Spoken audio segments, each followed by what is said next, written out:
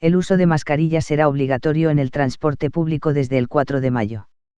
El Gobierno distribuirá 6 millones de mascarillas en los principales nudos de transporte desde el lunes.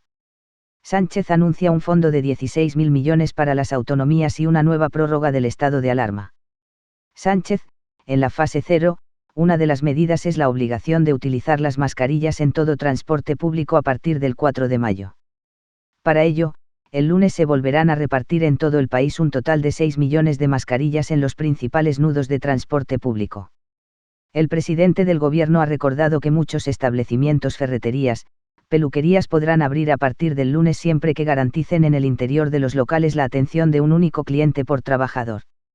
Sánchez, el estado de alarma ha funcionado y sigue siendo necesario, por eso el Gobierno de España solicitará otra prórroga de otros 15 días al Congreso de los Diputados. Se podrán realizar pedidos telefónicos o por Internet a los restaurantes y acudir al local a recogerlo. Las personas mayores o vulnerables tendrán preferencia.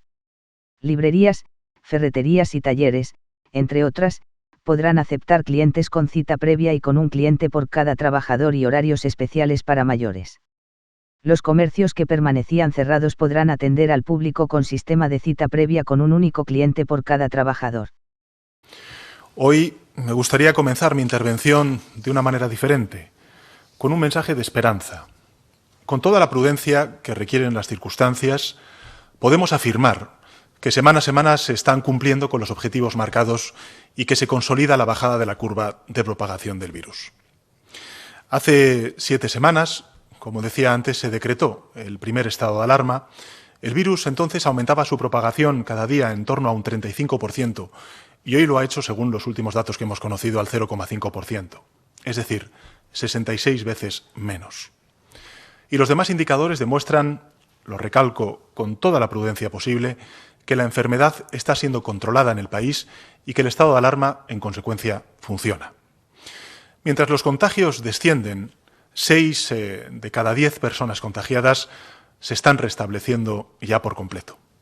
Es cierto que ayer mismo 276 compatriotas perdieron la vida y aunque sean, en comparación con el último mes, cifras mucho más bajas, el dolor continúa siendo insoportable, dado que se acumula sobre el de miles y miles de vidas perdidas a lo largo de estas últimas semanas. Por eso, nuestro primer pensamiento como Gobierno debemos dedicarlo a quienes nos han abandonado, y el primer homenaje, no les quepa duda, de Estado estará dedicado también a ellos, a ellas, en cuanto podamos sumarnos todos a él. Todos esperamos que ese día llegue, ojalá muy pronto. Lo cierto es que estamos recogiendo, por fin, los frutos del sacrificio colectivo que hemos hecho durante todas estas semanas de estado de alarma. Y como todo esfuerzo tiene su recompensa, la ejemplar disciplina social ejercida por la gran mayoría nos permite ahora un merecido alivio. Fueron los niños, las niñas, quienes empezaron la semana pasada a devolver la alegría a nuestras calles, a nuestras plazas, y hoy mismo los adultos y las personas mayores han podido salir o bien a caminar, a dar un paseo, o bien a hacer ejercicio. Y sé que lo han hecho. Son los alivios pequeños que llegan dosificados y que estoy convencido para muchos de ustedes pues pueden parecer aún insuficientes, pero son importantes. Y lo son porque marcan el cambio de rumbo que toman nuestras vidas. Recordemos, perdimos la movilidad, restringimos la movilidad y cayó en seco la vida social de nuestro país y la vamos a recuperar poco a poco. Hemos frenado la epidemia, hemos limitado en un tiempo récord la difusión del virus y ahora viene una etapa en la que recuperaremos poco a poco, espacios de movilidad y de actividad social, de relación social, mientras mantenemos a raya al virus. Y en esta desescalada será aún más importante, lo insistimos desde todos los ámbitos, será aún más importante en esta desescalada, en esa transición hacia la nueva normalidad, el control y la responsabilidad social, la responsabilidad personal. En la desescalada la clave no será una sola decisión radical, de permanecer en casa, como hemos visto en la escalada, en ese confinamiento como consecuencia del estado de alarma que decretamos hace 7 semanas. La clave serán pues decenas, miles de decisiones en el hogar, en el transporte, en la calle, en el trabajo, en el ocio. Como expliqué el pasado martes en mi última comparecencia, la desescalada comprende 4 fases que comienzan este próximo lunes, 4 de mayo, con la fase 0, la fase de preparación para esa transición, para esa desescalada. Esa fase 0 que conocen perfectamente ustedes porque cuyas condiciones ya hemos adelantado y a las cuales también me gustaría sumar en este anuncio y en esta comparecencia algunas otras. La primera de ellas es la obligación de utilizar a partir del próximo lunes 4 de mayo las mascarillas en todo transporte público. Por tanto, a partir del próximo 4 de mayo, quien vaya a utilizar el transporte público estará obligado a llevar una mascarilla. Para facilitar el cumplimiento de esta obligación, el lunes volveremos a repartir por parte de todas las instituciones del Estado, principalmente del Gobierno de España, en todo el país un total de 6 millones de mascarillas en los principales nudos de transporte público. El Gobierno de España entregará además otros 7 millones de mascarillas a la Federación Española de Municipios y Provincias para que las distribuyan con este mismo propósito y además 1,5 millones de mascarillas las daremos a Cáritas, a Cruz Roja y al CERMI, al Comité de Personas con Discapacidad, precisamente para poder repartirlas. 500.000 mascarillas a cada entidad. La fase 0 incluye, como saben, algunas medidas de alivio que ya han entrado en vigor, como la salida de los niños y las niñas, los paseos o el ejercicio físico en la calle, y también incluye otras medidas de apertura muy limitada de algunos establecimientos públicos que entrarán en vigor este mismo lunes. Así, por ejemplo, los restaurantes y cafeterías podrán abrir, no solo para hacer entregas a domicilio, como venían haciendo hasta ahora, sino también para que seamos nosotros mismos quienes recojamos los pedidos en el propio local. Estos pedidos tendrán que continuar haciéndose por teléfono, a través de las aplicaciones móviles o a través de Internet o por correo electrónico, pero se podrá ir a coger la comida al restaurante o a la cafetería directamente. También vamos a establecer un sistema preferente de reparto para nuestros mayores, para aquellos colectivos vulnerables a la enfermedad o también para las personas con algún tipo de dependencia. Y por su parte, los comercios y locales de servicios que permanecían cerrados, como por ejemplo las librerías, las ferreterías, las peluquerías, las tiendas de reparación de calzado, los talleres, las de arreglo de ropa, entre otras muchas, podrán atender al público con un sistema de cita previa que garantice la permanencia en el interior del establecimiento o local en un mismo momento de un único cliente por cada trabajador. Esto es importante recordarlo, un único cliente por cada trabajador, en cita previa. Además, tendrán que tener un horario de atención preferente para mayores de 65 años, que deberá hacerse coincidir con las franjas horarias de sus paseos, les recuerdo, de 10 a 12 de la mañana y de 7 a 8 de la tarde. Y también podrán abrir los archivos, que deberán continuar prestando servicios, preferentemente de forma telemática, pero también podrán permitir que los ciudadanos y ciudadanas hagan consultas presenciales. En esta fase 0 también se levantan las restricciones, como saben ustedes, para el deporte profesional. Y en consecuencia, los deportistas profesionales y de alto nivel también podrán realizar entrenamientos individuales, recuerdo y repito este término, entrenamientos individuales en espacios al aire libre, sin límite de tiempo y siempre dentro de la provincia en la que vivan. Además, los que practiquen modalidades de deporte adaptado o paralímpico podrán estar acompañados de otra persona, de otro deportista. Y los deportistas integrados en los clubes deportivos que participen en ligas profesionales también podrán realizar entrenamientos, y subrayo, individuales, entrenamientos individuales en las instalaciones de los clubes. En materia de movilidad, la actividad se irá incrementando paulatinamente al compás de la reactivación de la actividad económica. Por otra parte, les recuerdo también que el próximo lunes 4 de mayo habrá 4 islas de nuestro país que pasan directamente no a la fase 0, sino a la fase 1. Estas islas son la isla de Formentera, la de El Hierro, la Graciosa y la Gomera, una en las Islas Baleares y las otras en las Islas Canarias. Esto significa que en estos territorios, en estas islas, las restricciones se irán relajando aún más en los próximos días. Se permitirá el contacto social en grupos reducidos para personas que no tengan patologías previas y que no pertenezcan a colectivos vulnerables ante el COVID-19. Los convivientes, a diferencia de lo que ha ocurrido hasta ahora, podrán ir en el mismo vehículo privado, sin limitaciones, es decir, que podrán ocupar todos los asientos del vehículo, pero insisto, los convivientes. Se podrá ir a los locales comerciales y de servicios, sin cita previa, pero con limitaciones de aforo. Se abrirán los mercadillos al aire libre y se reactivarán las terrazas, así como las bibliotecas, los espectáculos culturales en recintos cerrados y al aire libre, también con limitaciones de aforo. Como les he dicho en algunas otras comparecencias, comenzamos la desescalada con incertidumbres enormes sobre el virus, desde luego, incertidumbres sobre el origen, sobre las vías de transmisión, sobre sus efectos sobre el organismo, sobre las terapias, sobre la vacuna, al igual que los países de nuestro entorno. Quien presuma de conocer todo y sobre el virus y sobre los métodos para combatirlo no está diciendo la verdad. Y además no habrá aprendido nada de los errores.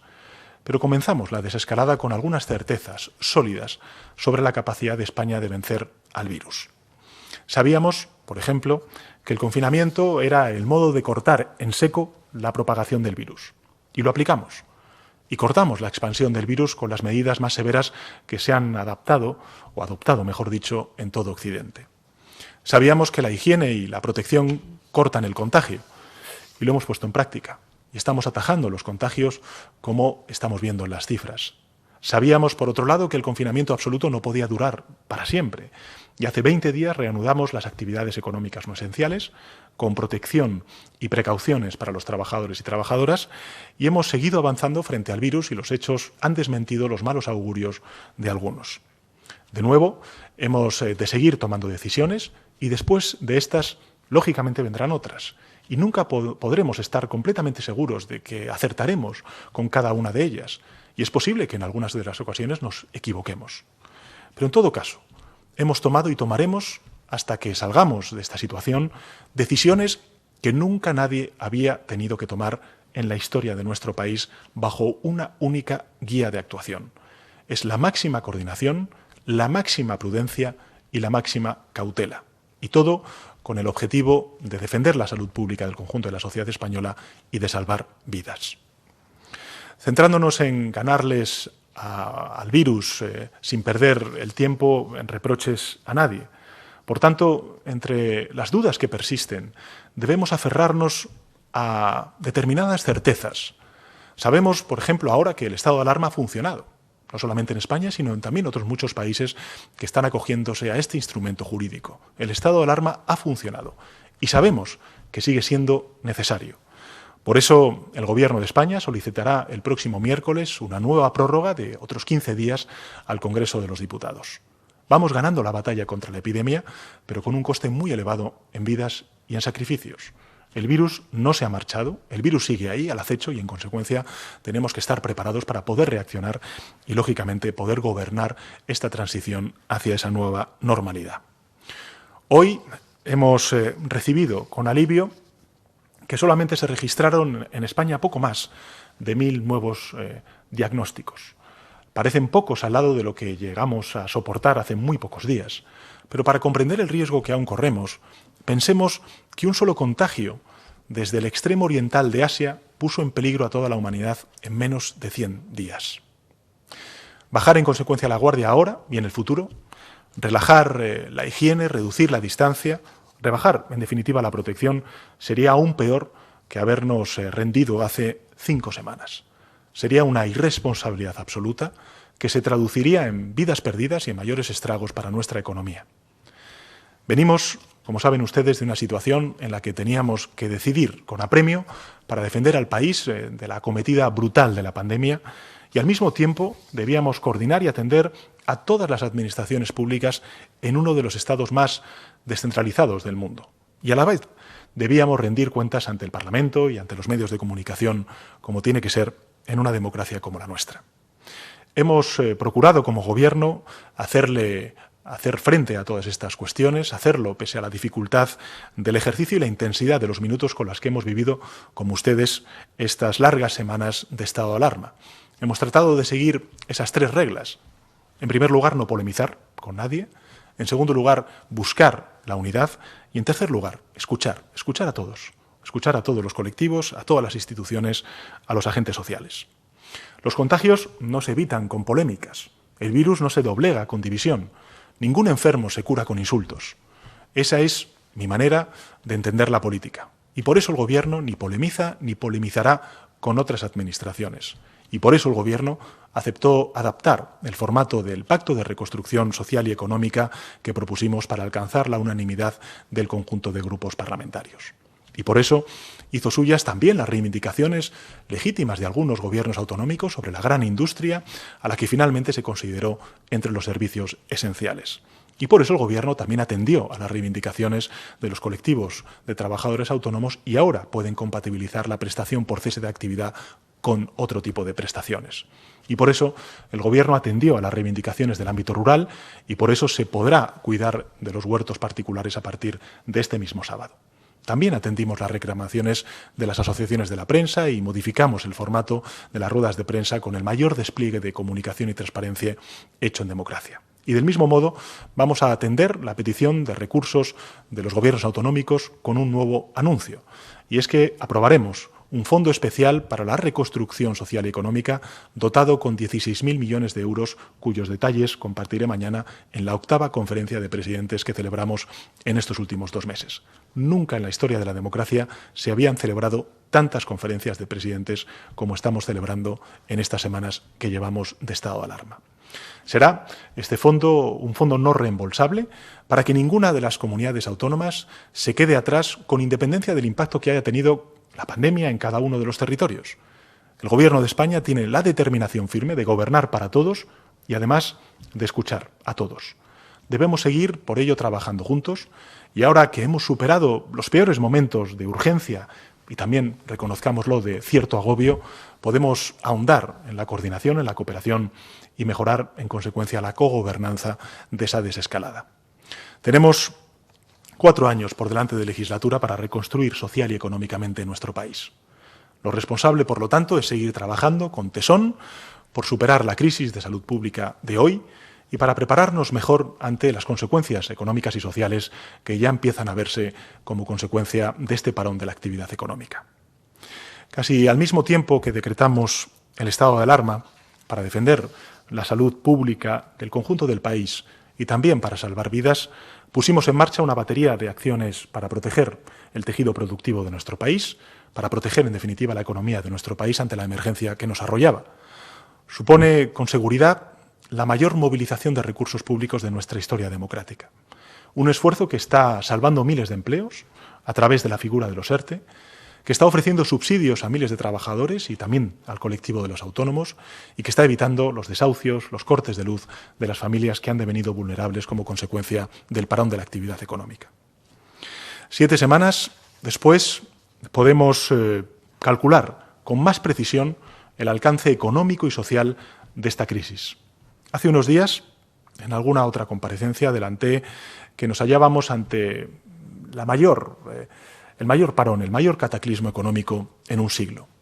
Pues bien, los cálculos de los que ya disponemos y que hemos trasladado a las instituciones europeas corroboran aquella previsión que anticipé y que arrojan además 2 conclusiones que me gustaría compartir con ustedes. La primera es que la senda de crecimiento sostenido y sólido que seguíamos antes de que la epidemia irrumpiera en nuestras vidas se verá interrumpida y este año la riqueza nacional se reducirá en más de un 9% y, lógicamente, tendrá un impacto sobre el empleo. Y la segunda conclusión de los cálculos es que estamos en condiciones de recuperar la riqueza y el empleo en los próximos 2 años, en 2021 y en 2022, para terminar en 2023 mejor de lo que estábamos al comenzar este año tan dramático como consecuencia del COVID-19. Para ello, a mi juicio, a juicio del Gobierno, serán imprescindibles 3 pilares para lograr este propósito. El primero de ellos es Europa.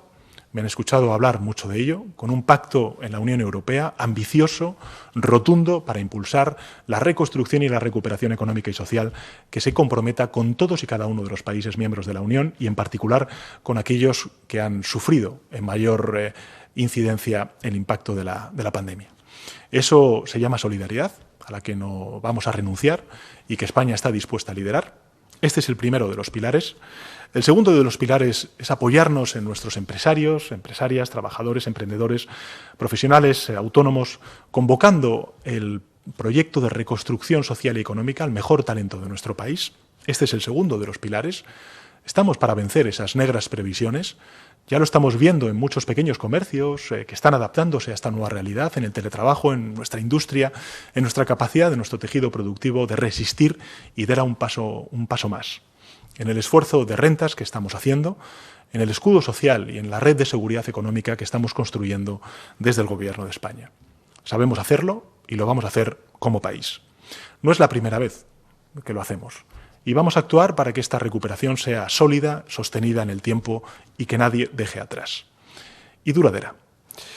En tercer lugar, el tercer pilar es el de la unidad, al que me han escuchado ustedes referirme en muchísimas ocasiones. Lo vamos a lograr si nos unimos todos, si remamos juntos todas las administraciones, todas las instituciones, lógicamente los agentes sociales y también todos los partidos políticos. Si colaboramos, Gobierno, comunidades autónomas, ayuntamientos, municipios, provincias, cabildos, consells, si colaboramos también y coordinamos el Gobierno de España, la oposición, alrededor de ese gran pacto de reconstrucción social y económica que necesita nuestro país. Lo que es evidente es que gobierne quien gobierne y en todos los rincones de nuestra geografía es necesario, será necesario esa reconstrucción social y económica, ese gran pacto, esa gran alianza. Esta batalla contra el virus nos ha dejado unas cuantas lecciones, entre las que me gustaría destacar una por encima de cualquier otra. Y es que la protección de cada cual depende de la protección de los demás. La protección siempre es recíproca. Nadie puede ponerse a salvo solo. Todos dependemos de todos, en nuestra salud y también en nuestro bienestar económico y social, en los hospitales y también en el conjunto de instituciones. Esta crisis ha demostrado que somos una sociedad fuerte, resiliente, inteligente, disciplinada, solidaria y agradecida. Estamos superando esta prueba de una manera ejemplar, me gustaría volver a recordarlo, y eso nos da motivos para la esperanza de un mayor entendimiento, de una mejor convivencia. Ya estamos parando unidos al virus. Ahora toca mantenerlo a raya y poner en marcha cuanto antes a nuestro país. Muchas gracias. Presidente, pues comenzamos con el turno de preguntas. Antes, sencillamente un instante para anunciar que esta tarde se producirá un video briefing explicativo, tanto para aspectos técnicos, jurídicos, de algunas de las medidas que el presidente del Gobierno acaba de anunciar, entre otras la apertura, en circunstancias muy determinadas, de restaurantes, cafeterías, distintos tipos de locales y comercios, así como archivos, y también la práctica del deporte profesional. En ese videobriefing, a partir de las 6 de la tarde, participará el ministro de Sanidad, Salvador Illa, y el secretario general de la Presidencia, Félix Bolaños, para dar, como decimos, datos técnicos, jurídicos, también políticos, de estas órdenes que mañana se publicarán en el Boletín Oficial del Estado. Ahora comenzamos con el turno de preguntas, en una jornada en la que preguntan, entre otros medios, La Sexta, Diario 16, La Vanguardia, The Huffington Post, Servimedia, IM Médico, Voz Populi, France Press, COPE y Contexto. Comenzamos, compañeros, con los canales abiertos del sonido y, por favor, pidiéndoos que os identifiquéis. La Sexta arranca este turno. Adelante, La Sexta. Buenas tardes, presidente. Redondo de La Sexta. Decía usted en esta comparecencia que la obligación del Gobierno, desde luego, es dialogar y escuchar a todos, pero precisamente de eso es lo que se quejan los partidos de la oposición, que usted no mantiene ningún tipo de interlocución con ellos. Acaba de anunciar que va a pedir al Congreso una nueva prórroga del estado de alarma. Quería saber si en la última semana ha hablado usted con Pablo Casado o Inés Arrimadas para pedirle el apoyo a esa prórroga. ¿Qué le parece que los grupos que apoyaron su investidura ahora mismo dejen en el aire su apoyo para esta prórroga?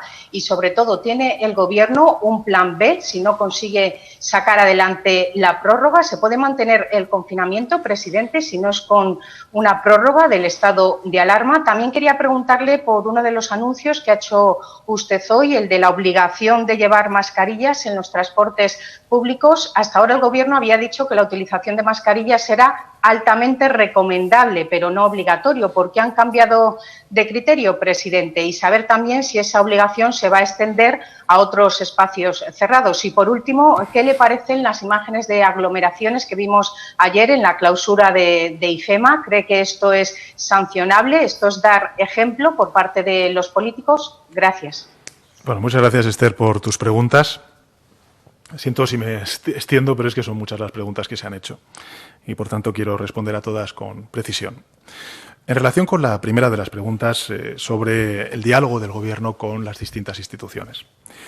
Vamos a ver, nosotros hemos tomado una decisión política que puede ser discutible, y es que vamos a plantear estados de alarma cada 15 días. Se podría decir, bueno, ¿por qué cada 15 días y no cada mes? O cada 2 meses. Si estamos planteando, por ejemplo, un estado de alarma, o mejor dicho, una desescalada, una transición de poco más de 6 semanas, 8 semanas, pues ¿por qué no dar ese planteamiento, ese horizonte a un estado de alarma? Bueno, el planteamiento que hemos hecho ha sido el de rendir cuentas.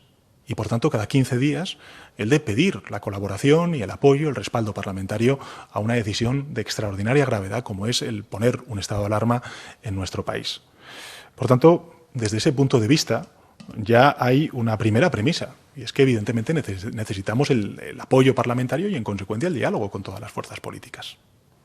Esto es una prueba más de que el Gobierno de España, desde el primer momento, ha buscado el diálogo interinstitucional y con todas las fuerzas políticas. Evidentemente, durante estos 7 semanas que llevamos de estado de alarma, más o menos ya sabemos cuál es el proceder en cada una de las decisiones. Los sábados yo me reúno con el comité científico y, por tanto, es el comité científico el que traslada, bueno, pues una serie de recomendaciones, entre las cuales está si tenemos que continuar o no tenemos que continuar con el estado de alarma. Evidentemente ya no es una cuestión de debate en el comité científico porque parece una obviedad. Y es, en consecuencia, a partir del lunes cuando yo hablo con las fuerzas políticas para pedirles ese apoyo.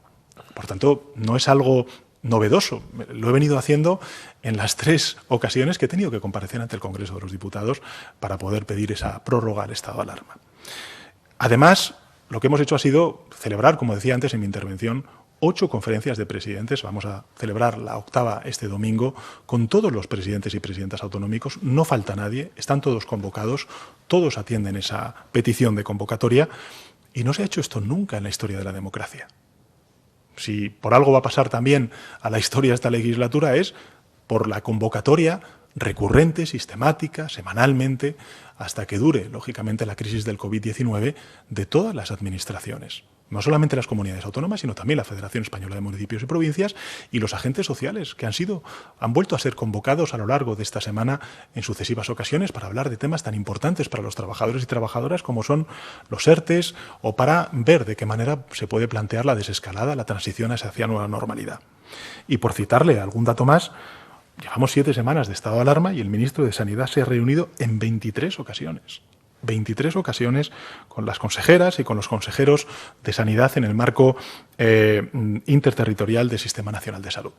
Por tanto, desde el punto de vista del diálogo con las fuerzas políticas, con las instituciones, con los agentes sociales, este Gobierno creo que está respondiendo claramente. E insisto, la decisión política de aprobar cada 15 días la prórroga no es como consecuencia de alinear esa petición de prórroga a un plan de desescalada o a la crisis del COVID-19 que hemos tenido durante estas últimas semanas, sino porque ha habido una decisión política previa del Gobierno de España de rendir cuentas y de cada 15 días, es decir, cada 2 semanas, pues pedir el apoyo a los grupos parlamentarios.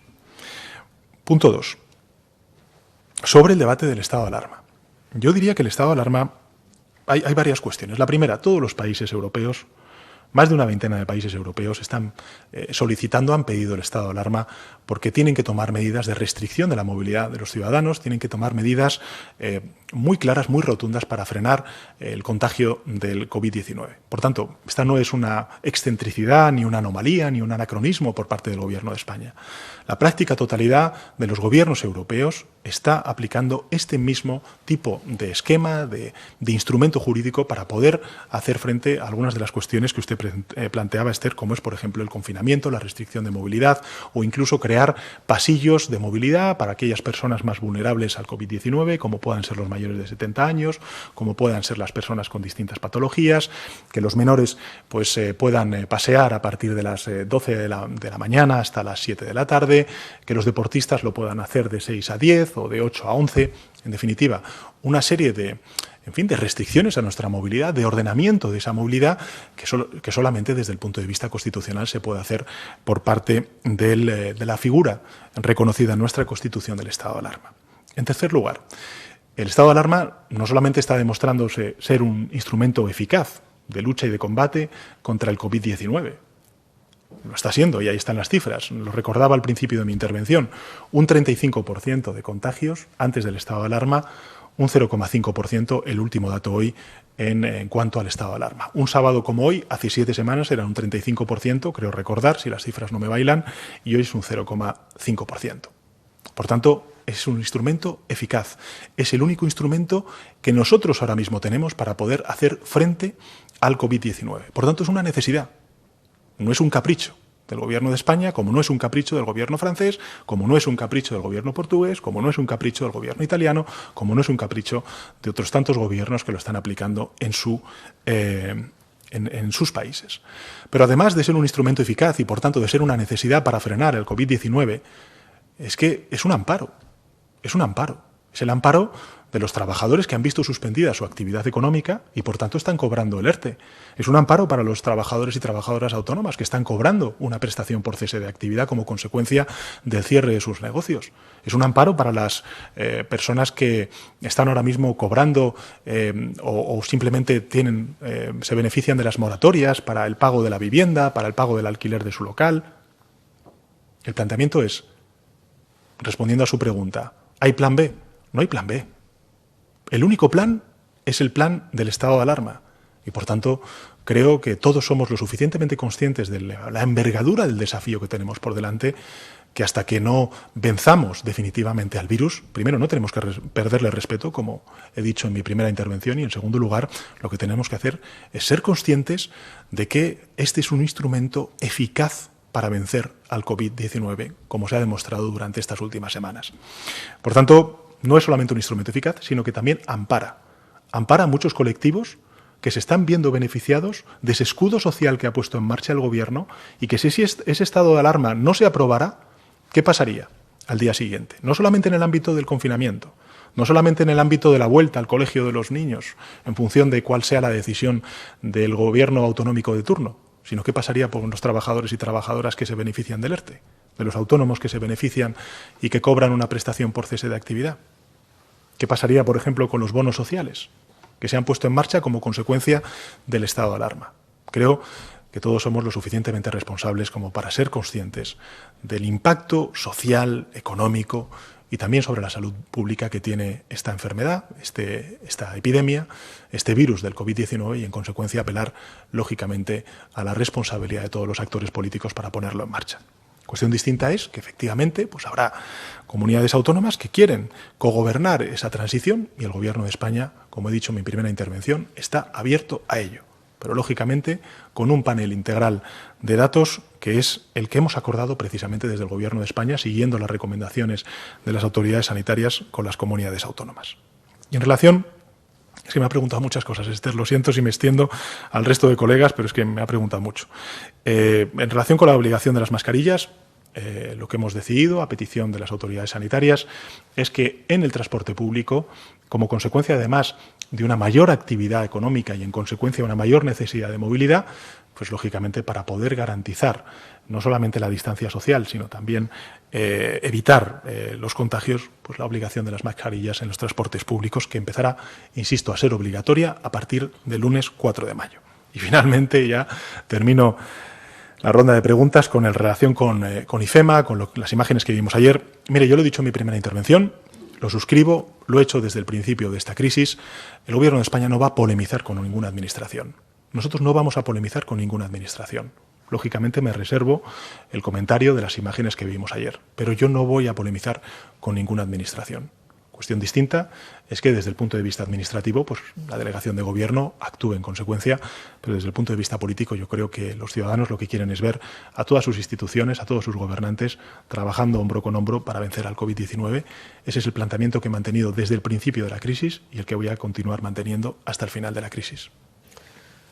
Queremos recordar a los compañeros que participan en la rueda de prensa que, por favor, formulen sus preguntas con una razonable contención. Una rueda de prensa no se resuelve en un primer turno de preguntas.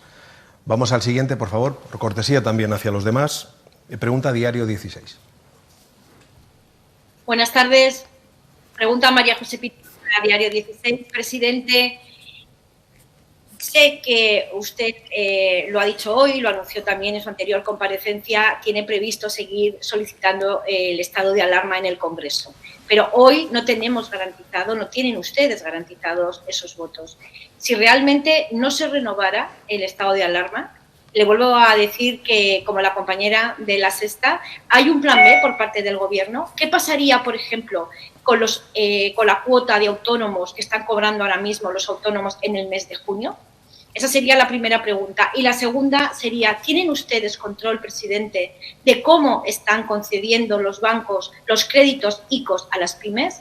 Cada día llegan a nuestra redacción muchísimas quejas, incertidumbre y desconfianza hacia la forma en que los bancos están concediendo los ICOs con el dinero público de todas y todos. Muchas gracias, presidente.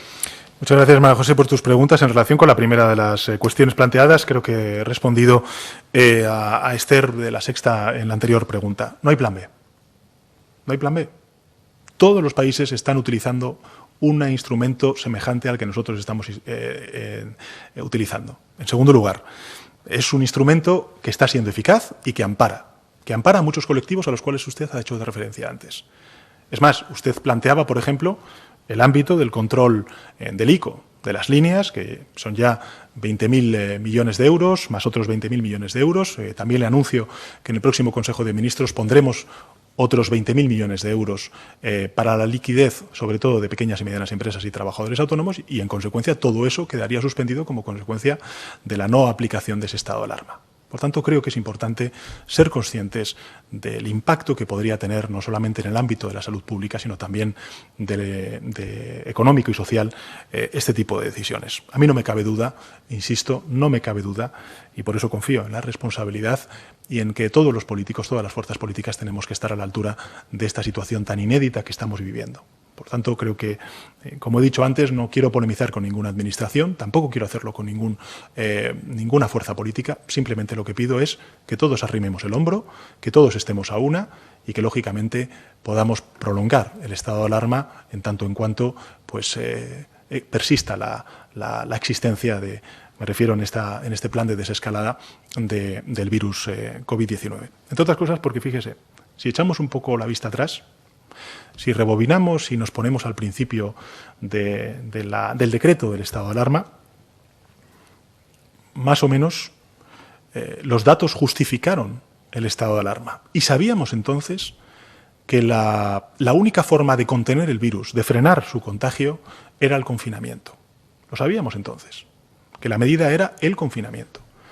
Pues bien, si estaba justificada el estado de alarma entonces para poner en marcha y aplicar ese confinamiento, ¿cómo no va a estar justificado el estado de alarma en un momento en el que hay más incertidumbres que certezas respecto al confinamiento?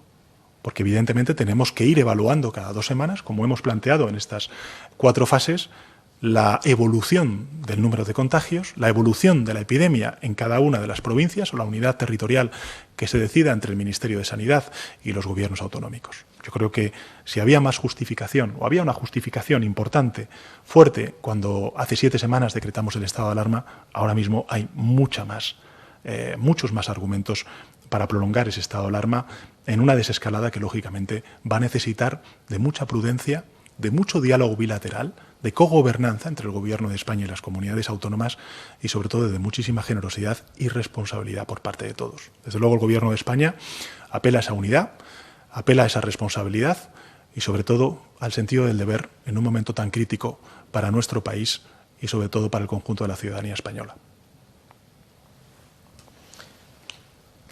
Pregunta ahora a La Vanguardia. Presidente, buenos días. Soy Juan Carlos Merino de La Vanguardia. Al hilo de los argumentos que está usted utilizando hoy sobre la necesidad de mantener el estado de alarma durante todo el proceso de desescalada, lo cierto es que algunas comunidades autónomas como Cataluña, o el País Vasco o Galicia se oponen ya a esta medida. Mi pregunta concreta es ¿cómo se articularía esa oferta de cogobernanza que ofrece usted a las comunidades autónomas? En otro sentido, este nuevo fondo que ha anunciado de 16.000 millones de euros no reembolsable, me gustaría preguntarle si este fondo se situaría al margen del sistema de financiación autonómica y cómo, en función de qué criterios se repartiría. Y por último, si me permite una cuestión personal, hoy es el primer día que estaba permitido. Me gustaría preguntarle si hoy ha salido a correr. Gracias. Pues muchas gracias, Juan Carlos. A mí me gusta correr como usted y no he tenido tiempo de poder correr esta mañana. En relación con las otras dos preguntas, decirle por la del fondo de 16.000 millones de euros. Efectivamente, como bien recordaba usted, es un fondo no reembolsable que voy a plantear mañana a las comunidades autónomas. Y esos 16.000 millones de euros cubrirían un impacto de 10.000 millones de euros en gasto sanitario, que es ahora mismo donde prácticamente el conjunto de administraciones, el Gobierno central y los gobiernos autonómicos están volcando mucha de su capacidad financiera. Por tanto, 10.000 millones de euros en gasto sanitario, 1.000 millones de euros en gasto social, a los que ya hemos ido dando durante estas últimas semanas a las comunidades autónomas. Recordemos, al principio de todo, 300 millones de euros y 5.000 millones de euros que se les daría también como consecuencia de la caída de la actividad económica a las comunidades autónomas. Es un esfuerzo extraordinario el que está haciendo el Gobierno de España, de solidaridad también interterritorial, porque, como he dicho antes, es un fondo no reembolsable que no se va a plantear en cuanto solamente a la incidencia territorial del COVID, sino que se va a plantear al conjunto de las comunidades autónomas. Y, efectivamente, como bien usted indicaba, pues hay que tener en cuenta que en 2020, y aquí tengo las cifras, las comunidades autónomas van a recibir del sistema de financiación autonómica, es decir, las entregas a cuenta, los reintegros de los años de 2018-2019, la liquidación definitiva de 2018, 7.906,75 millones de euros más que en 2019, es decir, un 7,3% más. 1.100 millones más que el importe del déficit registrado por el subsector en 2019, es decir, 6.795 millones de euros. Por tanto, creo que el esfuerzo que estamos haciendo todos, el conjunto de la sociedad, y volcando el Gobierno de España en las comunidades autónomas, pues es de reconocer. Y finalmente, respecto a su primera pregunta, que es la última que respondo, en relación con Cataluña, el País Vasco, Galicia, que efectivamente planteaban pues sus dudas, incluso algunas de ellas su rechazo a la prórroga del estado de alarma, decirles que lo que he dicho antes es que el estado de alarma es el único instrumento constitucional que tenemos para poder garantizar la restricción de la movilidad. Si no existiera el estado de alarma, al día siguiente, ¿qué ocurriría? Pues que los deportistas podrían salir no a las 6 de la mañana o a las 7 de la mañana, podrían salir a la hora que quieran. Y, por tanto, podrían estar en contacto con personas de riesgo. Por ejemplo, mayores, por ejemplo, personas vulnerables por algún tipo de patología. Por tanto, creo que es importante el ser conscientes de que tenemos que, entre todos, transitar toda esta coyuntura, esta crisis, bajo al amparo del instrumento jurídico reconocido en nuestra Constitución, que no es un capricho del Gobierno de España, porque están todos los países prácticamente con esta misma incertidumbre y, consecuencia, con este mismo instrumento en uso. Y, por tanto, nosotros lo que hemos hecho ha sido abrirnos a la cogobernanza de todo el planteamiento de desescalada. De hecho, lo estamos haciendo. Lo hicimos, por ejemplo, cuando planteamos un panel integral de datos para evaluar qué territorios pasan de una fase a otra, y esos marcadores, esos datos, al final los acordamos con las comunidades autónomas. Y también hemos dicho que va a haber una negociación bilateral con todas y cada una de las comunidades autónomas para evaluar qué territorios dentro de su comunidad autónoma pueden pasar a una fase o a otra, en base a esos criterios que antes nosotros hemos previamente acordado con las comunidades autónomas. Con lo cual, no somos ajenos a la complejidad de un Estado compuesto como el nuestro, donde hay muchísimas políticas que están en manos de las comunidades autónomas, pero insisto, es importante también el liderazgo, en este caso del Gobierno de España, no por ser el Gobierno de España, sino porque tenemos que dar una mirada mucho más agregada de una realidad, de una enfermedad que no atiende a fronteras administrativas ni nada por el estilo. Quiero recordar que algunas de las comunidades autónomas a las cuales usted se ha referido pues son focos de infección o han sido focos de infección como consecuencia de la transmisión que ha habido entre comunidades autónomas. Y lo que no queremos es que eso se vuelva a producir en el futuro. Damos paso ahora a The Huffington Post. Adelante. Buenas tardes, presidente. Antonio Ruiz Valdivia, del Huffington Post. Yo quería preguntarle primero qué horizonte temporal prevé para el estado de alarma, si se podría alargar a julio y agosto. También me gustaría preguntarle qué pasó con los datos ofrecidos a la OCDE por el número de test, si se mandaron erróneamente. Y me gustaría una pequeña precisión. ¿Cuántas personas se podrán juntar en una casa en la primera fase? Muchísimas gracias. Muchas gracias, Antonio. La última de las preguntas, pues, lógicamente, habíamos previsto que nos la hiciesen porque hay una legítima demanda de una respuesta a ello y, si le parece, lo dejo para el briefing que van a tener ustedes posteriormente con los responsables de sanidad.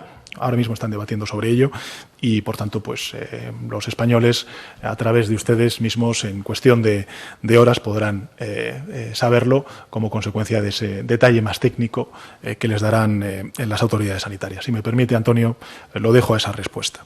En relación con el horizonte temporal, nosotros nos damos 15 días. Cada 15 días iremos evaluando. Evidentemente, el plan de desescalada, como saben ustedes, es un plan de desescalada que cuenta con un mínimo de alrededor de 6 semanas y con una previsión razonable dentro, lógicamente, de las precauciones que usted puede imaginarse, de 8 semanas. Pero, evidentemente, será en función del grado de cumplimiento que tengamos desde el punto de vista social, todos y cada uno de los ciudadanos en cada una de las provincias, conforme iremos evaluando pues la rapidez, la intensidad de esa transición de una fase a otra hasta llegar a esa nueva normalidad. Y en relación con los test, hoy precisamente en la Comisión Técnica de Desescalada pues hemos estado hablando de ello y yo les reitero que somos el 5º país del mundo en número de test realizados.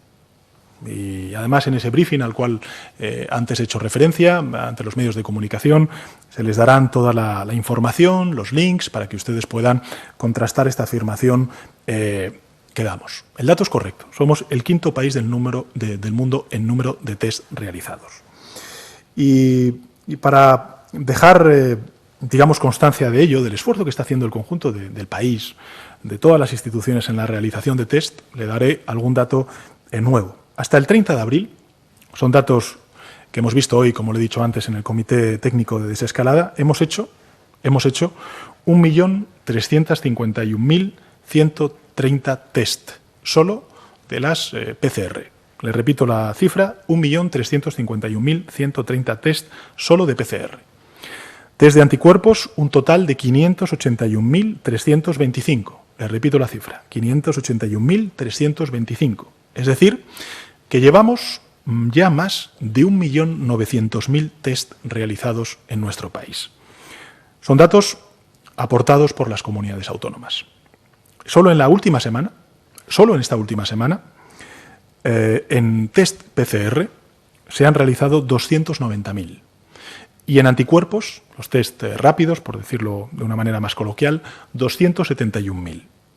290.000 en esta última semana PCRs y test anticuerpos 271.000. Por tanto, estamos hablando de un esfuerzo extraordinario el que está haciendo el conjunto de las instituciones públicas y, en consecuencia, yo quiero reconocer ese esfuerzo que se está haciendo no solamente por parte del Gobierno de España, sino también por parte de las comunidades autónomas. Vayamos ahora a Servimedia. Adelante, Servimedia. Hola, buenas tardes, presidente. May Mariño, desde Servimedia. Por su respuesta nos acabamos de enterar que cada lunes, antes de solicitar el estado de alarma, habla con líderes de otros partidos, porque no teníamos esa noticia ni por parte de Moncloa ni por los demás partidos, porque les vemos siempre criticar de falta de comunicación con el Gobierno. Y yo quiero ahondar un poco en esa cuestión. ¿No le da que pensar que tanto oposición como los socios que le apoyaron en la investidura le estén reclamando constantemente eso, falta de comunicación con ellos? Y otra cosita sobre las mascarillas que ha comentado, son obligatorias para el transporte público, pero ¿por qué no, por ejemplo, para otros focos como supermercados o demás? ¿Por qué se ha optado por el transporte público? Y otra cuestión, simplemente, como ha dicho que ya van a poder a partir del lunes abrir ciertos negocios, Yo quería preguntarle cómo se van a resolver lo de los ERES en esos puntos en los que se pueda ir ya empezando a abrir, pero que de manera limitada. Entonces, ¿cómo se va a ir evolucionando también en las siguientes fases? Gracias, presidente. Muchas gracias, May, por tus preguntas.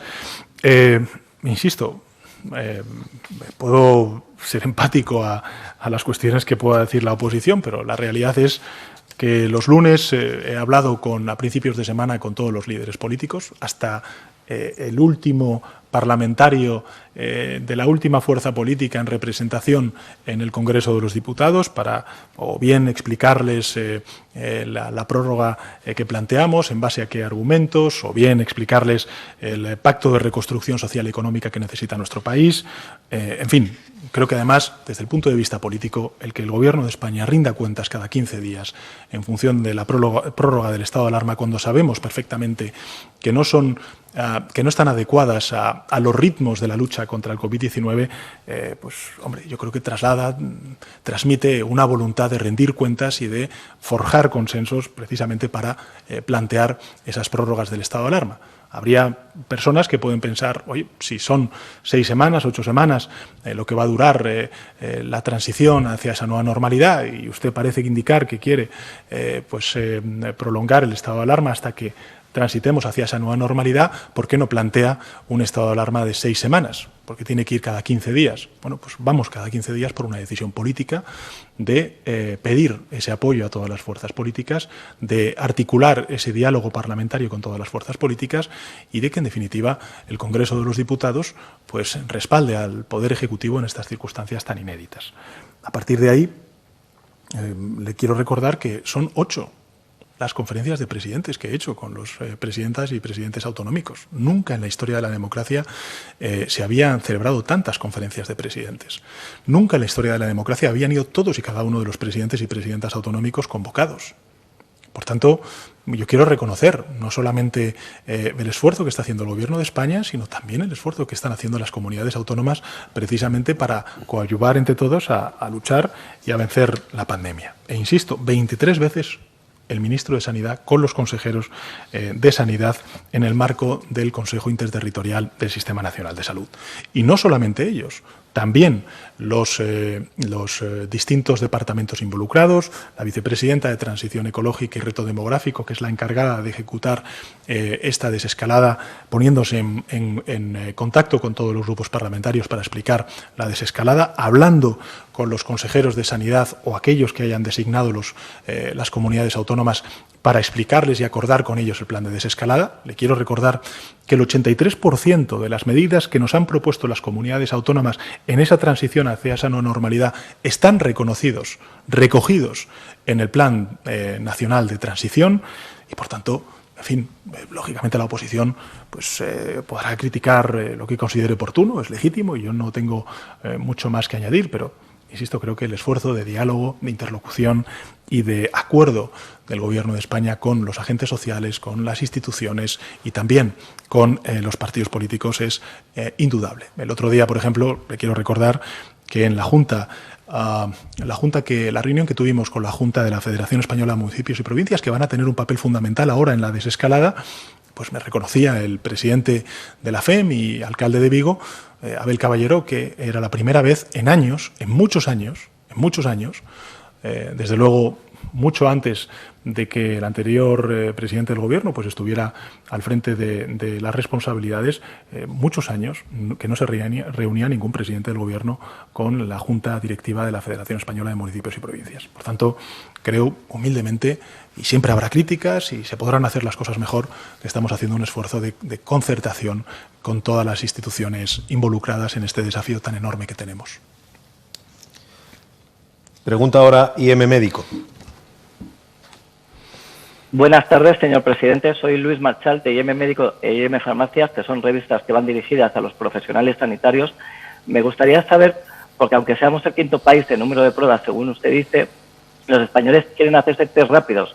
Mi madre, muchas madres se quieren hacer test rápidos para poder salir a la calle más tranquilamente. ¿Por qué no emplean la red de más de 22.000 farmacias que hay en España para acceder, a facilitar los test rápidos a la población, que además los farmacéuticos están predispuestos a ellos y quieren ayudar más?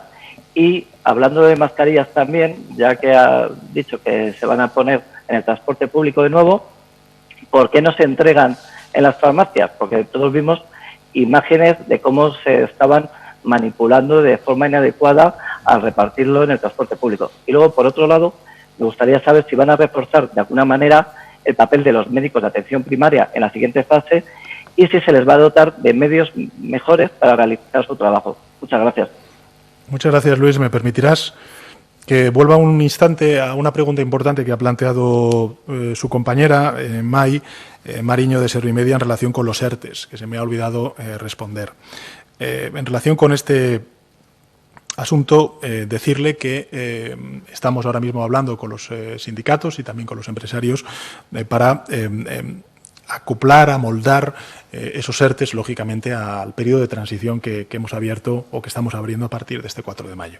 Y, por tanto, es una figura jurídica que somos conscientes de que está pues ahora mismo protegiendo a millones de trabajadores y trabajadoras en nuestro país, más de 3 millones de trabajadores y trabajadoras, y en consecuencia somos lógicamente empáticos a su realidad y también la de las empresas. Lo que tenemos que hacer es convertir estos ERTES en incentivos positivos para la reactivación económica y, por tanto, para la incorporación laboral durante las próximas semanas.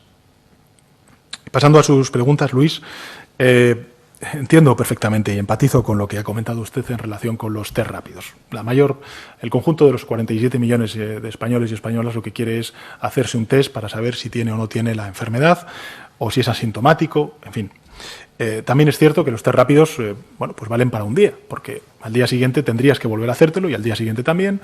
En fin, yo creo que lo que es importante es que seamos conscientes de que al menor diagnóstico que tengamos del COVID-19 tenemos que llamar a los servicios de atención primaria y ponernos a disposición de las autoridades sanitarias para saber exactamente cómo actuar y tomar esas medidas de aislamiento que son necesarias para poder no contagiar y para protegernos nosotros mismos también ante esta enfermedad. Por tanto, insisto, el Gobierno de España está haciendo, y las instituciones, todas, también los gobiernos autonómicos, un esfuerzo extraordinario. Lo decía antes, las cifras me parece que son lo suficientemente elocuentes para ser conscientes de que en 7 semanas hemos hecho un ejercicio y un esfuerzo extraordinario realizando más de 1.900.000 test entre PCRs y también los test rápidos. Quiero recordar que decía hoy en la Comisión Técnica de Desescalada que estamos haciendo en torno a 40.000, 41.000 test de PCR al día en nuestro país.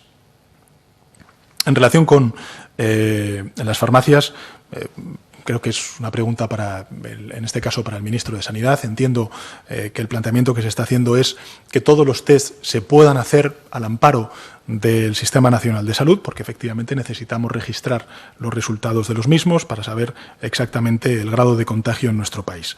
Y efectivamente, en relación con reforzar la atención primaria, hoy en la reunión del Comité Científico que hemos tenido, que tenemos regularmente todos los sábados, como usted bien sabe, uno de los planteamientos que vamos a hacer para este horizonte de desescalada en cuanto a el panel integral de datos conforme a los cuales vamos a evaluar el tránsito de una provincia a otra en ese diálogo bilateral, en esa cogobernanza con las comunidades autónomas, el reforzar la atención primaria es prioritario, fundamental.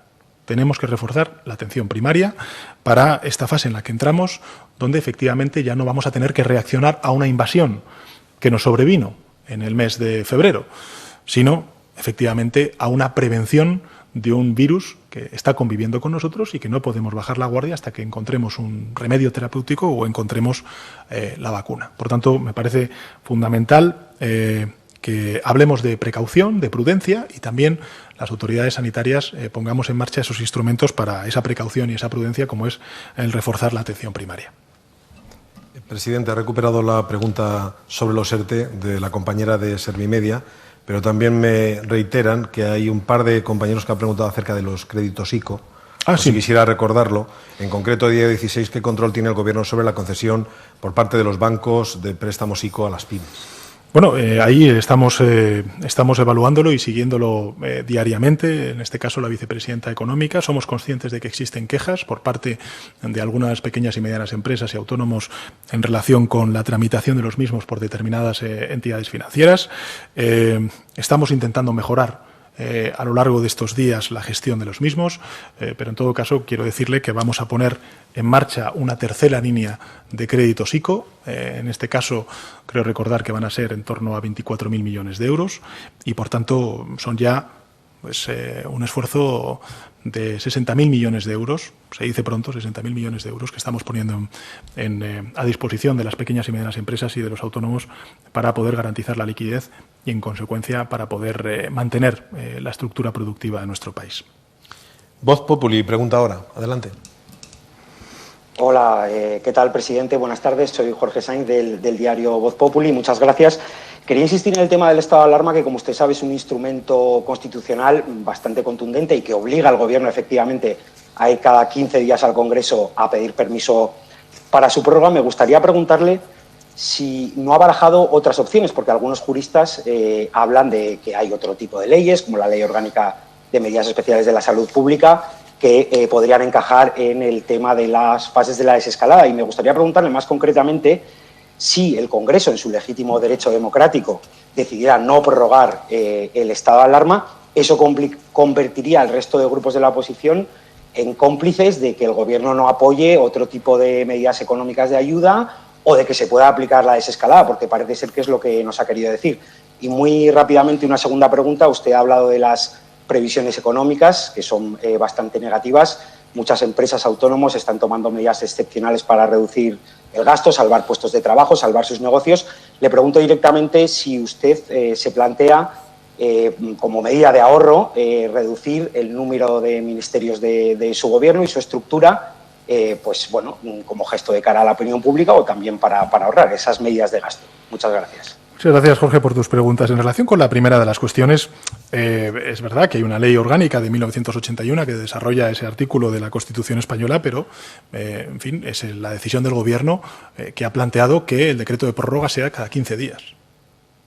Cada 15 días. Es una decisión discrecional del Gobierno de España cada 15 días. Podríamos haber planteado un horizonte distinto, de más tiempo, como consecuencia de que efectivamente nos estamos enfrentando a algo que va a exigir un poco más de tiempo para prolongar el estado de alarma. Por cierto, insisto, todos los países, la mayor parte de los países de la Unión Europea, por citar el área geográfica en el que se enclava España, están planteando instrumentos jurídicos semejantes, porque las decisiones que tenemos que tomar son muy graves, como es, por ejemplo, el confinamiento, como es, por ejemplo, la restricción de la movilidad.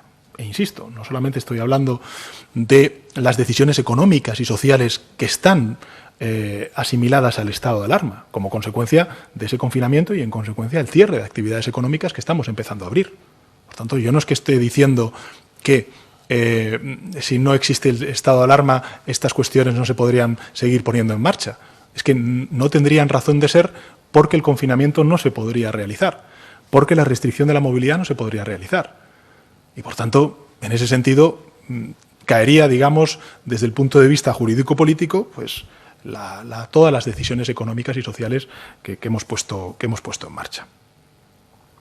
Por tanto, es que no hay plan B. El plan B es el plan A. Y el plan A es el estado de alarma.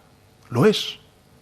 Lo es porque es lo que está ocurriendo en otros países europeos, porque es un instrumento eficaz y porque ampara a muchos colectivos.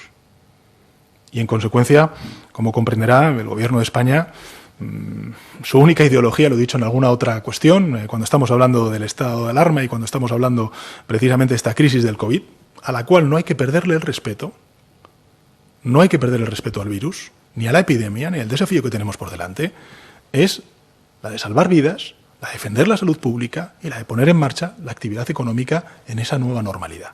No perdamos el foco ni el objetivo de lo que tenemos enfrente. Y yo entiendo el debate parlamentario, lo asumo y además voy a él cada 15 días a someterme al escrutinio y al apoyo o no apoyo por parte del Gobierno de España del Poder Legislativo, que legítimamente puede decidir lo que quiera. Pero creo que es importante ser conscientes del desafío que tenemos por delante y apelar, lógicamente, a la responsabilidad que, por cierto, yo confío en esa responsabilidad por parte de los grupos parlamentarios. Y en relación con el ahorro, mire, en fin, este es un debate que ha planteado algún partido de la oposición. Es un gobierno que lleva poco más de 100 días, creo recordar, que está haciendo frente a un desafío inédito en la historia no solamente española, sino global de estos últimos 100 años.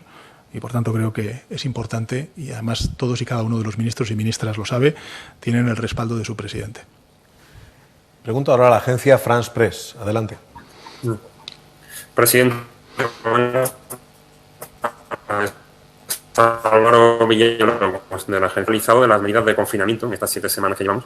¿Teme un rebrote en el caso de que puntualmente no se respetaran las medidas contempladas? Y en ese caso, y si hay un repunte, ¿qué respuesta se plantearía el Gobierno? Quería preguntar una segunda cosa a propósito de la Comunidad de Madrid y Cataluña. A la vista de la incidencia tan elevada en estos dos territorios, quería preguntarle si previsiblemente van a ser los últimos en llegar a esa nueva normalidad. Y una precisión al hilo de esto. Varias comunidades autónomas como Cataluña, Euskadi, la Comunidad Valenciana, Galicia, han manifestado su descontento con la idea de tomar la provincia como unidad de referencia para la desescalada. ¿Se contempla algún cambio al respecto? Por ejemplo, que se tomen como referencia las áreas sanitarias, o bien que las medidas de desescalada sean diferenciadas según la capital de provincia, más poblada, y el resto de la provincia. Muchas gracias. Muchísimas gracias. No he entendido su nombre. Álvaro. Álvaro Villalobos. Muchas gracias, Álvaro, por sus preguntas. Vamos a ver.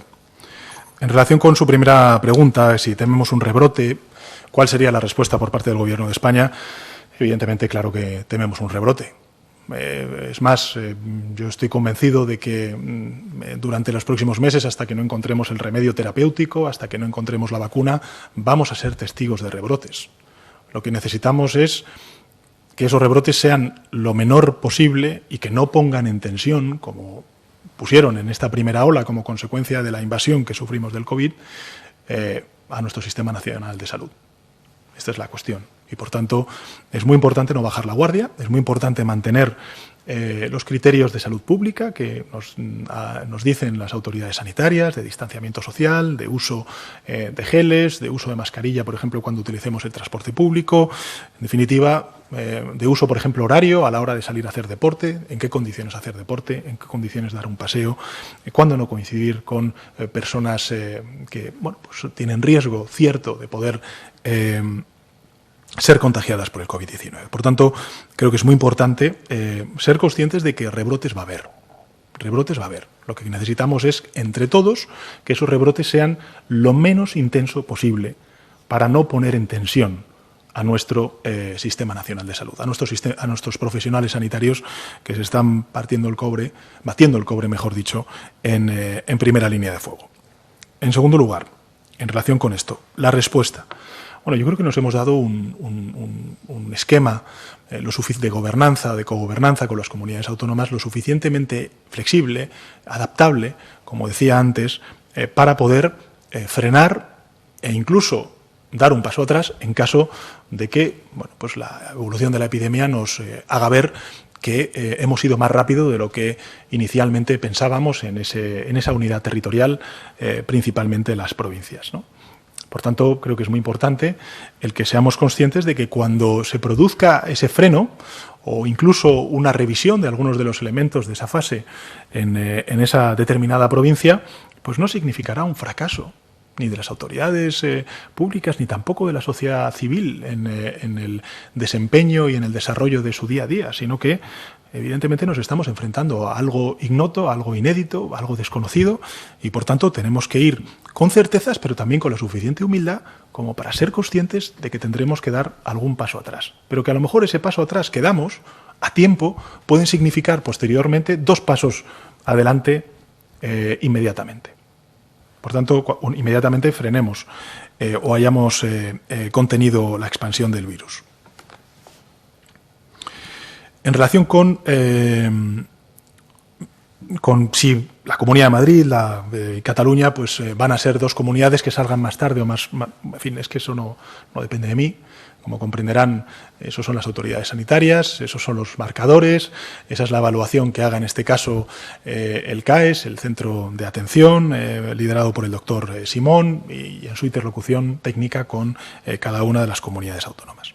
Y en relación con la provincia, pues ha escrito mucho en los medios de comunicación sobre el porqué de la provincia, si el regreso de la provincia.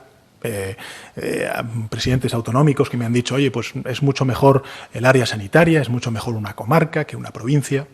Bien, nosotros lo que hemos dicho desde el principio es que estamos abiertos a escuchar a todas las comunidades autónomas. Humildemente creemos, por lo que nos dicen los expertos, que la unidad de acción tiene que ser la provincia. Y le voy a explicar por qué. Primero, no solamente son las capacidades estratégicas sanitarias que se tengan a nivel de una provincia. Eso es evidente y usted lo ha indicado antes, pues hay comunidades autónomas que nos dicen que es mucho mejor el área sanitaria. Pero si yo le preguntara a cada uno de los españoles que está viendo esta comparecencia, ¿saben ellos cuál es la frontera de ese área sanitaria? ¿Lo saben? Podrían decir, no puedo pasar de esta calle porque superaría el área sanitaria. Es más, la evaluación en ese panel integral de datos en base al cual nosotros vamos a decidir qué fase tiene que pasar cada uno de los territorios, de las unidades territoriales, no solamente es, insisto, las capacidades estratégicas en el ámbito del Sistema Nacional de Salud, es que también es la movilidad y la actividad económica. Y muchos ciudadanos que nos estén viendo son conscientes de que su actividad económica y, en consecuencia, su movilidad, pues fundamentalmente es la provincia. Es más, conocemos las fronteras administrativas de nuestra provincia y, por tanto, somos capaces de discernir dónde estamos traspasando esa exigencia que estamos dando ahora mismo en esta fase 0 que vamos a comenzar a partir del 4 de mayo y en las subsiguientes fases, pues el confinamiento en la provincia. Y, por tanto, creo que es fácil de comprender para el ciudadano, fácil de evaluar para el conjunto de administraciones y, en consecuencia, es eficaz. Pero insisto, por ejemplo, las Islas Baleares es una unidad uniprovincial. Bueno, pues hemos ido a las islas y por eso Formentera, a partir del 4 de mayo, va a poder dar un salto a la fase 1. Y en las Islas Canarias, pues no es evidentemente uniprovincial, pero sí hay una serie de islas, es decir, una unidad como consecuencia de no solamente están confinados, sino también aislados, pues pueden pasar a una fase, digamos, a la fase 1 en este caso y no a la fase 0 como consecuencia de la evolución de la epidemia. Pero insisto, no es una cuestión caprichosa, tiene un basamento científico de expertos y lógicamente tiene sobre todo una intención que es la de ser eficaces en la lucha de la contención y acabar definitivamente con la epidemia en todos y cada uno de los territorios de nuestro país. Nos quedan dos últimos turnos de palabra. Ocupa el siguiente, la COPE. Creo que solo podemos escuchar. Pero adelante, COPE. Sí, buenas tardes, presidente. Soy Ricardo Rodríguez. Estamos en directo en la cadena COPE. Ante el anuncio de sus llamadas hay cierto revuelo por aquí fuera. Por aclarar, ¿cuándo fue la última vez que habló con Pablo Casado e Inés Arrimadas? Habla de un gobierno para todos y de escuchar a todos, pero algunos mensajes quizás han podido pecar de cierta falta de sensibilidad. ¿Comparte usted afirmaciones como la de su vicepresidenta Teresa Rivera a los hosteleros de que el que no se sienta cómodo, que no abra? En relación con el ahorro que le preguntaba a mi compañero, ¿está usted en disposición de sostener que en ningún caso llevará a cabo o negociará ajustes y recortes? Y ya por último, si me permite, una cuestión personal. Supimos del positivo de su mujer y de miembros del Gobierno, de las ministras hemos ido conociendo su recuperación, de su esposa no. Si nos puede usted trasladar si ya está recuperada doña Begoña, esperando que así sea. Gracias. Bueno, muchas gracias, Ricardo, por la última de las preguntas. Pues por supuesto que Begoña está recuperada y en fin, le agradezco mucho el interés por la salud de mi mujer. En relación con la primera de las preguntas, cuando hablé con el señor Casado, cuando hablé con la señora Rimadas, cuando hablé con el señor Rufián, cuando hablé con, en fin, son muchos grupos parlamentarios los que hay en la Cámara, he de decirle que la sistemática que hemos seguido en prácticamente todas las veces que he tenido que prolongar, o mejor dicho, pedir la prórroga del estado de alarma, ha sido a principios de semana cuando he hablado con ellos. Y, por tanto, una vez escuchado el comité científico, una vez visto cuál es el planteamiento y la evolución de la epidemia semanal y las perspectivas que tenemos para las próximas semanas, pues lo volveré a hacer con todos y cada uno de los grupos parlamentarios, como vengo haciendo durante todas estas largas semanas de estado de alarma. En relación con las afirmaciones, yo honestamente no sé muy bien a qué se refiere, pero conociendo a la vicepresidenta Teresa Rivera y su forma de hacer política, pausada, mesurada, contenida, pues hombre, entiendo que lo que estamos diciendo es que a nadie estamos obligando a abrir un sector económico. Evidentemente ellos son libres de decidir si abrir o no abrir, pero evidentemente con este plan de transición lo que estamos haciendo es permitirles la posibilidad de poder hacerlo. Y en relación con si estoy en condiciones o no estoy en condiciones de prometer si vamos a hacer ajustes, si tenemos que hacer recortes, en fin, yo creo que, Ricardo, en fin, yo le digo, este gobierno es un gobierno que se ha comprometido con la reconstrucción social y económica, que se ha comprometido en Europa a pelear, a batallar para tener un fondo de muchos miles y miles de millones de euros precisamente para apoyar a la economía europea en esa necesaria recuperación para que sea lo más pronto posible. Y además, hemos conseguido dos cosas, o mejor dicho, tres cosas muy importantes. Tres cosas muy importantes que a partir del 1 de junio van a estar a disposición del Gobierno de España. Uno, un fondo de reaseguro del desempleo, que nos va a permitir ayudar, por ejemplo, a financiar los ERTEs en nuestro país. Dos, hemos logrado también que el Banco Europeo de Inversiones abra una línea de miles de millones de euros para garantizar la liquidez de las empresas europeas y, en consecuencia, también españolas.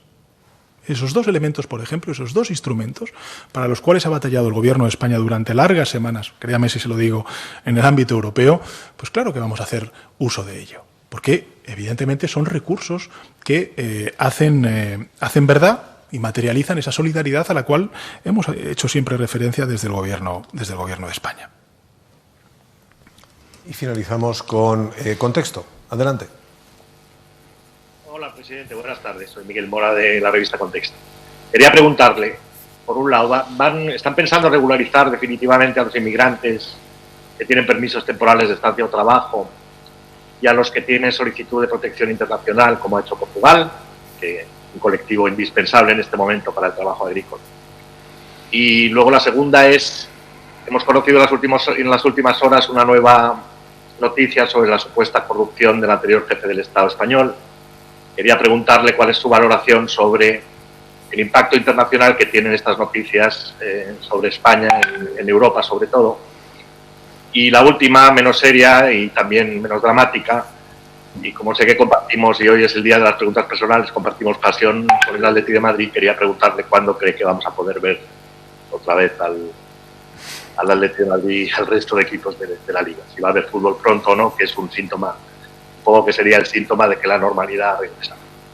Bueno, muchas gracias, Miguel, por sus preguntas. En relación con el fútbol, ya sabe que yo soy más de baloncesto que de fútbol, pero evidentemente esperemos que pronto serán las ligas, las federaciones que lo decidan.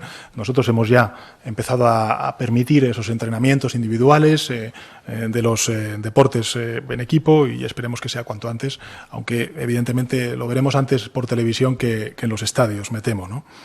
En relación con las noticias sobre el jefe del Estado, el anterior jefe del Estado, creo que en alguna otra ocasión me han preguntado por esta cuestión.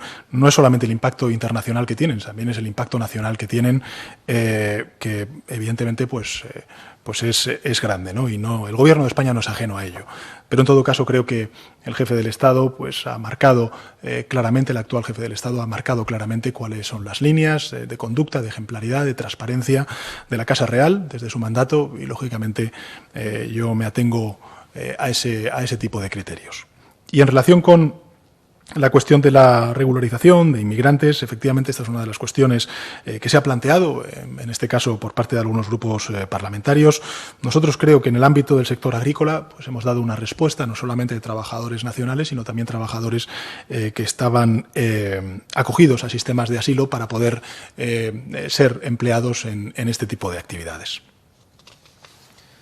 Presidente, pues con esta respuesta finalizamos esta rueda de prensa. Le reiteramos que a partir de las 6:30 de la tarde, habrá un acto de divulgación, de comunicación con la prensa. Será encerrado en el que podrán participar una veintena de medios de comunicación, pero que estarán todos invitados para que puedan seguir las explicaciones sobre las órdenes que mañana se publicarán. Gracias, presidente, y buenas tardes. Muchas gracias y gracias a los medios de comunicación por la transmisión de esta información tan importante, tan relevante, de información pública para los ciudadanos.